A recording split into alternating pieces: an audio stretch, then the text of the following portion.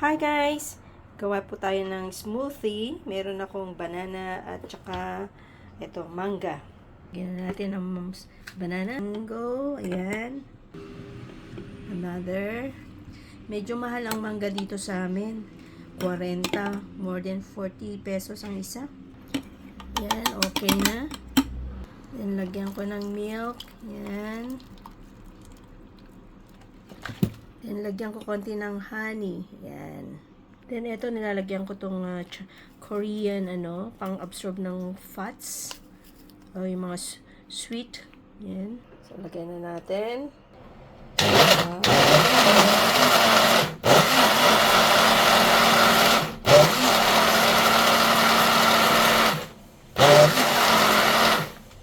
Yan, okay na guys.